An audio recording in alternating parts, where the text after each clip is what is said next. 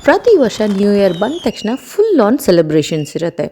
Party ಮಾಡೋದು, fine dine ರೆಸ್ಟೋರೆಂಟ್ಸ್ಗೆ ಹೋಗೋದು, social gathering, ಇನ್ನು ಕೆಲವರು ಫಾರಿನ್ ಟ್ರಿಪ್ಸ್ನ ಕೂಡ ಪ್ಲ್ಯಾನ್ ಮಾಡಿರ್ತೀವಿ.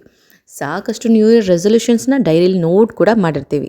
ಇದನ್ನೆಲ್ಲ ತಪ್ಪು ಅಂತ ನಾನು ಖಂಡಿತ ಹೇಳ್ತಾ ಇಲ್ಲ. ಇದ್ರ ಜೊತೆಗೆ ಒಂದಷ್ಟು ಮುಗ್ಧವಾದ ಮಕ್ಕಳ ಮುಖದಲ್ಲಿ ನಗು ತರೋದು, ಸಮಾಜಕ್ಕೋಸ್ಕರ ಒಂದಿಷ್ಟು ಸೇವೆ ಮಾಡೋದು ಕೂಡ ನಮ್ಮ ಜವಾಬ್ದಾರಿಯಾಗಿರುತ್ತೆ.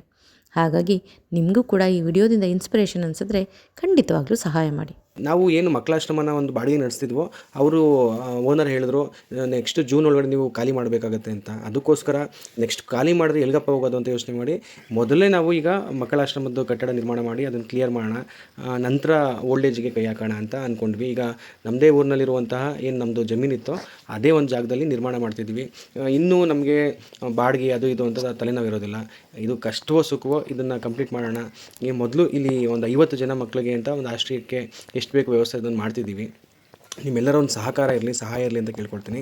ಮಾತೃಭೂಮಿ ಸೇವಾ ಫೌಂಡೇಶನ್ ನೀವೇನು ಸಪೋರ್ಟ್ ಮಾಡ್ತೀರಾ ಅದಕ್ಕೆ ಸದಾ ಮಾತೃಭೂಮಿ ತಂಡ ಋಣಿಯಾಗಿರುತ್ತೆ. ಧನ್ಯವಾದ ಸ್ನೇಹಿತರೆ.